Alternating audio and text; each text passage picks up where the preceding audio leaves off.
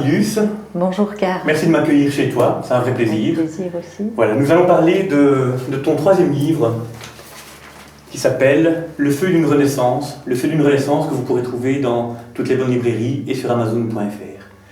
Alors pour ce troisième ouvrage, Marie-Luce, tu as décidé de rentrer dans la mouvance de ce qu'on appelle communément le roman coaching. Oui. Voilà. Qu'est-ce qui t'a poussé à prendre cette direction ? Eh bien écoute, en fait j'ai écrit 2 premiers livres qui étaient plutôt des guides, des modes d'emploi, de comment bien faire, donc un sur l'amour, l'autre sur la mission de vie. Et dans mon écriture, à un moment donné, j'ai eu envie de plus de créativité. Et je me suis dit que l'idée du roman permettait justement d'être plus créatif. Et puis aussi, je dois avouer que dans mes lectures, j'aime bien ce type de roman. Pendant la lecture, j'apprends des choses, je me pose des questions. Et quand je referme le livre, j'ai l'impression non seulement de m'être amusée ou distraite, mais aussi d'avoir du bagage. Et je me suis dit pourquoi pas. Et en fait, j'ai découvert que c'est vraiment ce type d'écriture que j'aime faire. C'est ça. Oui. Alors l'héroïne, on va dire le personnage principal, Manon, souffre d'un phénomène qu'on connaît de plus en plus, dont on parle de plus en plus. Oui. Il s'agit du burn-out. Oui. Et le burn-out est une situation difficile. Qu'est-ce qui t'a poussé à choisir ce thème de fond pour ce roman ? Mais en fait, mon personnage, voilà, je voulais la mettre dans un contexte. Il se fait que de par mon travail donc de formatrice et de coach, j'ai rencontré quand même pas mal de personnes et de femmes qui étaient en burn-out. Je les ai accompagnées. Je trouvais que ce contexte était intéressant. Et puis aussi parce que je pense que le burn-out va au-delà du mal-être qu'on peut vivre dans le travail ou dans la vie privée, mais ça m'a permis d'aborder aussi des sujets comme apprendre à se respecter, bien se connaître, poser ses limites et être bien, et pourquoi pas aussi à un moment donné peut-être changer de vie ou l'envisager. Donc c'est finalement un thème qui ouvre plein de possibilités. Et qui est d'actualité, comme tu dis très bien. Et qui est d'actualité, mais oui. On reviendra un peu sur ces possibilités par la suite. Oui. Je me suis demandé en lisant ce livre quel avait été ton plus grand défi. Et surtout comment tu as fait pour relever ce défi. Oui. Ben, mon plus grand défi, c'était d'avoir un roman accompli, avec un début, une histoire, une fin, un vrai roman terminé. C'était pas toujours évident parce que j'ai suivi certaines formations par rapport à l'écriture, mais je suis quand même aussi en partie autodidacte, donc j'ai utilisé des formations avec des techniques qui marchent vraiment très bien.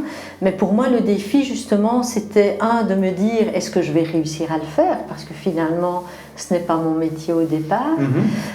Et puis aussi il y a des moments de découragement, parce qu'au début je pensais que voilà, c'était facile, hein, je raconte une histoire, je commence, mais ça représente des heures et des journées de travail. Et donc au début je me disais est-ce que je ne vais pas abandonner, est-ce que je vais arriver jusqu'au bout? Et oui, j'y suis arrivée, mais en utilisant tous les outils que tu utilises dans ton métier de coach, justement les outils du coaching, de me fixer un objectif, de relever les freins et de les éliminer les uns après les autres. En fait. Donc ça a été un véritable processus. Oui, oui. Parce que justement, je me disais, tu sais, au-delà de la fiction en elle-même, de l'histoire que tu racontes, et même au-delà de nombreux conseils et techniques de coaching et de PNL que vous retrouverez dans ce livre, au-delà de tout ça, je me suis dit, la plume quand même, je trouve, c'est bien affiné. J'ai lu tes 3 livres et je trouve qu'ici tu as passé un cap. Alors, tu dis que tu as pris quelques cours. Est-ce que ces cours, tu les as pris entre le 2e et le 3e livre? Non, je les ai pris au début. Alors, qu'est-ce qui fait qu'aujourd'hui, est-ce que c'est juste l'expérience ou est-ce que tu as mobilisé, par exemple, d'autres écrivains? Qu'est-ce qui fait que, en tout cas, c'est mon impression, que tu as vraiment relevé, la barre a été relevée et tu es arrivé, je trouve, à vraiment un style d'écrivain plus que de coach, en fait. Oui. Bah, je te remercie, c'est effectivement l'objectif que je visais. Mais je pense qu'il y a les deux. En fait, il y a la technique. Bon, c'est une technique que j'ai apprise avant d'écrire le premier livre. Mais il y a aussi il y a 3 éléments, je crois, qui jouent. Il y a la technique, puis il y a le fait que plus on écrit, mieux on écrit. Parce que comme dans tout, hein, c'est en forgeant qu'on devient forgeron.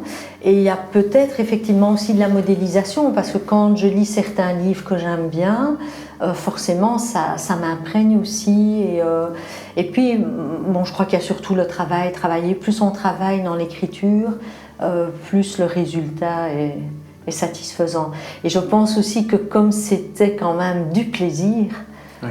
Que c'est ça qui... Ça se ressent. Je pense. Ça se ressent. Je pense, oui. Tant mieux, tant mieux. Alors, je t'avoue qu'en commençant le livre, je me suis dit, est-ce que Marie-Luce va tomber dans ce cliché qu'on peut retrouver parfois, de se dire, ouais, avec le coaching, tout va bien, et en fait, on va tout régler une étape à la fois, et tout marchera, sans tenir compte de la réalité qui fait que les progressions vont parfois en dents de scie. Et ce que j'ai bien aimé, voilà, c'est que tu n'es pas tombé dans ce cliché. Je veux dire, quand on suit l'histoire de Manon, j'ai l'impression de revivre les histoires de personnes que j'ai pris en coaching qui sont en burn-out aussi. Et je me suis demandé, est-ce que Manon existe? Est-ce que c'est un personnage que tu as créé de toutes pièces, ou est-ce que c'est peut-être une cliente ou quelqu'un que tu connais? En fait, oui, c'est un personnage que j'ai créé. Manon n'existe pas. Mais Manon, j'ai été inspirée de différentes personnes. Donc, pour certains traits du personnage de Manon, et comme tu dis aussi, cette caractéristique, mais ce n'est pas que les personnes en burn-out, c'est toute personne de un pas en avant, un pas en arrière, deux pas en avant, trois pas en arrière, trois pas en avant, un seul pas en arrière. Effectivement, mais la vie, ce n'est pas un long fleuve tranquille. Et quand on progresse, ce n'est pas toujours une courbe ascendante en permanence, c'est avec des hauts et des bas. Mais comme je dis toujours en coaching, et c'est le but aussi de se faire accompagner, c'est qu'à un moment donné, on va monter moins haut, on va descendre moins bas, et les vagues deviendront des vagues très agréables de la vie. Donc oui, ce côté humain, en fait, je voulais le donner au personnage. Il est bien donné, oui, voilà. Je te félicite vraiment pour avoir réussi à apporter un tel réalisme finalement à un personnage que tu as créé, mais oui. Donc, évidemment, comme tu le dis, tu t'es inspiré de personnes que tu as coachées. Oui. Alors revenons un petit peu au problème du burn-out, oui. Et un autre auteur que tu connais bien, que j'aime aussi, qui est Tony Robbins, dit très clairement que pour qu'il y ait un véritable changement, il faut passer en dessous d'un certain seuil de douleur.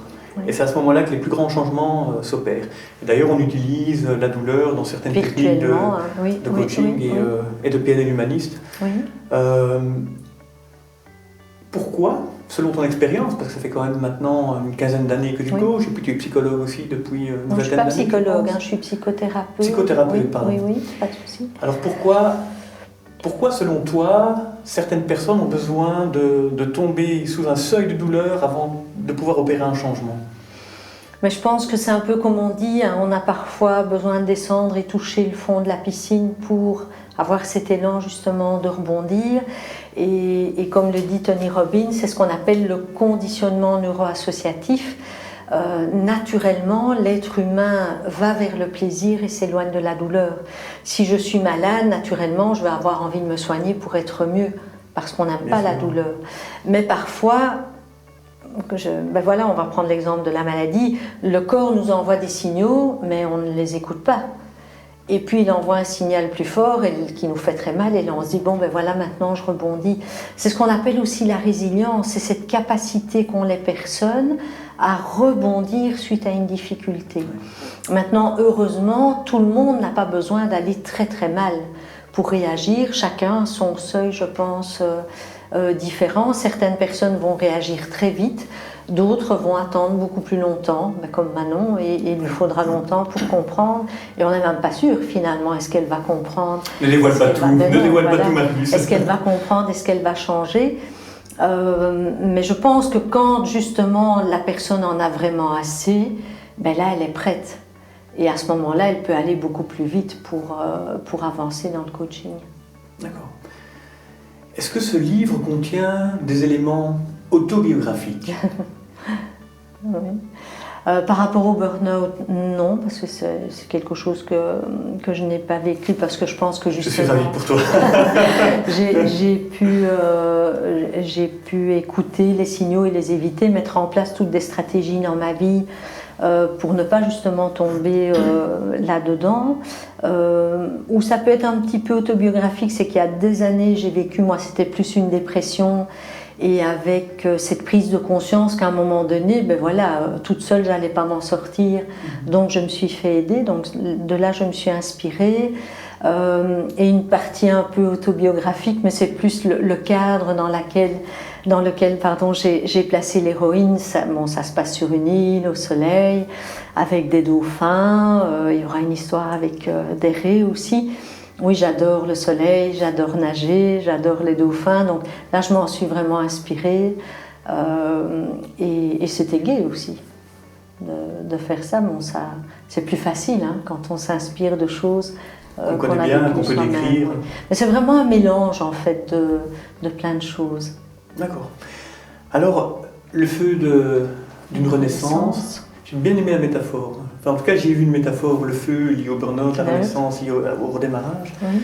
Finalement, au-delà du burn-out, j'ai trouvé que c'était un vrai guide de vie. Et je me suis dit, mais finalement, ce livre n'est pas uniquement pour les personnes qui vivent un burn-out, n'importe qui, en le lisant, peut en profiter. Et je me suis demandé, est-ce que c'était ton intention ? Ou finalement, est-ce que c'est dû au côté universel des solutions que tu prodigues à travers le livre, donc des techniques et des stratégies mentales ? Mais non, au départ, donc mon objectif, c'est pas uniquement pour les personnes qui sont en burn-out, comment elles vont pouvoir s'en sortir. Si on touche le burn-out, moi, c'est plus de pouvoir faire de la prévention.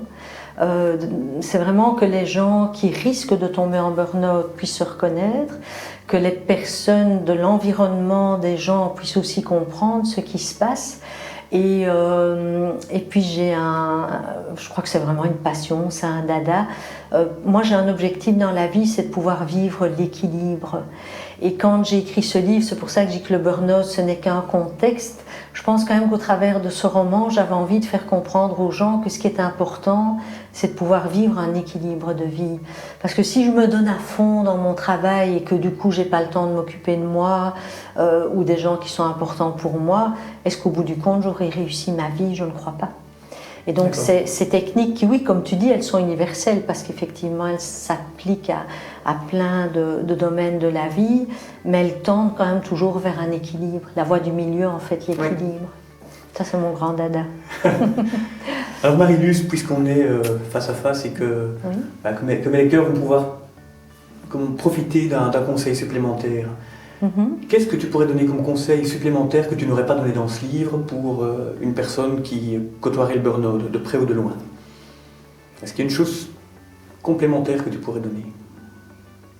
Complémentaire, je ne sais pas, mais le premier conseil que j'ai envie de donner, c'est que ce soit dans le cadre du burn-out ou un autre, toute personne qui à un moment donné est en difficulté a l'impression qu'elle ne s'en sort pas toute seule, qu'elle ne voit pas ça comme étant une faiblesse ou quelque chose de difficile, mais plutôt de voir ça comme justement une force, de dire à un moment donné, si je n'arrive pas à m'en sortir tout seul ou toute seule, que je demande de l'aide à l'extérieur ou que je me fasse par exemple accompagner.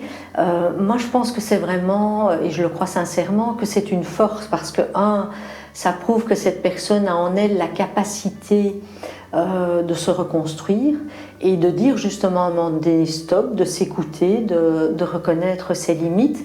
Et je suis certaine que cette personne qui soit s'en est sortie toute seule ou soit se fait accompagner, lorsqu'elle va retourner dans la vie de tous les jours, elle va être beaucoup mieux et elle va pouvoir être une source d'inspiration pour les autres ou peut-être aussi aborder les autres et aborder, si on pense à la vie professionnelle, aborder la vie professionnelle autrement.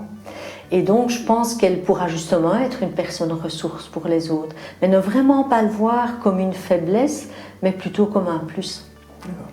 D'ailleurs, je me souviens dans une conversation qu'on a déjà eue, que tu as indiqué qu'une personne en burn-out n'est pas une personne faible. Non, pas du tout. En effet, d'ailleurs, une personne est souvent en burn-out parce qu'elle a eu la force d'aller trop loin. Oui, finalement. Ou parce que justement, elle veut bien faire les choses, elle veut être parfaite, elle veut donner le meilleur d'elle-même. Et à force de le donner, il peut y avoir des moments où elle n'écoute pas ses limites. Alors Marie-Luce, c'est un vrai plaisir et un vrai honneur pour moi de t'avoir sur ce blog de Systemic Minds. Merci. Mais la vraie question, c'est à quand chez Ruquier? Ah ben, quand il m'invite, j'y vais, moi je suis prête. Voilà, si d'une manière ou d'une autre, vous êtes en contact avec Ruquier, bien n'hésitez pas à... Ruquier ou d'autres journalistes. Ou d'autres journalistes, n'hésitez pas, oui, mais j'aime beaucoup son émission. Donc n'hésitez pas à envoyer une copie du livre de Marie-Luce, Le feu d'une renaissance, et je suis sûr qu'il l'invitera.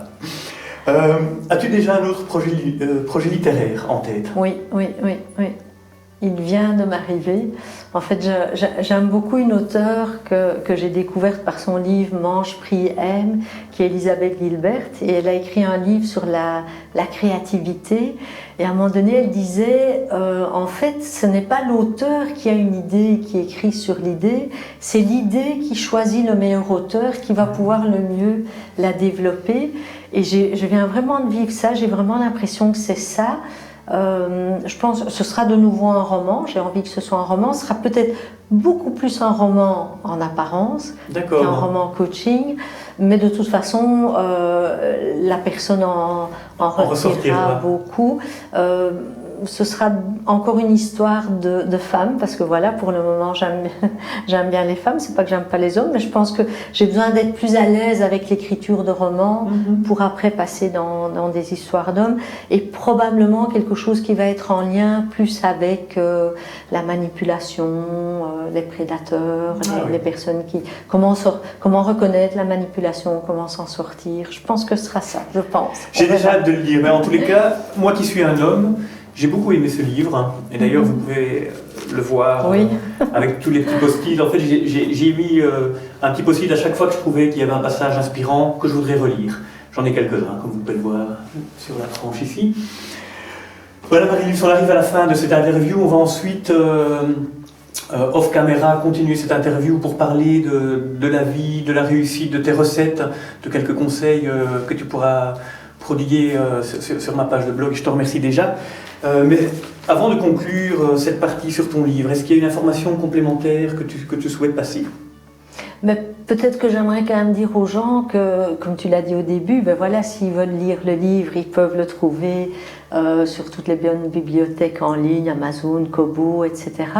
Et puis aussi, si ils ont envie de me poser des questions ou de faire certaines remarques, ils peuvent me retrouver sur mon blog, donc Marie-Luce Doche, sur Facebook, pardon, Marie-Luce Doche, ou sur le site internet. Moi, ce que j'aime, et c'est ce que j'aime dans ce que tu m'as proposé, car c'est pour ça que j'ai dit oui tout de suite, c'est justement de pouvoir partager, échanger, rebondir, parce que je trouve que c'est tellement enrichissant.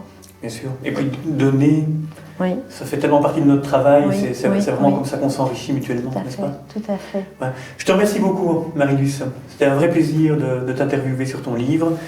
Alors, le revoici. Vous le reverrez également sur ma page. N'hésitez pas, achetez-le, lisez-le, c'est un vrai plaisir. À bientôt, Marie-Luce. Encore merci. Merci aussi à toi, Karl, et à bientôt.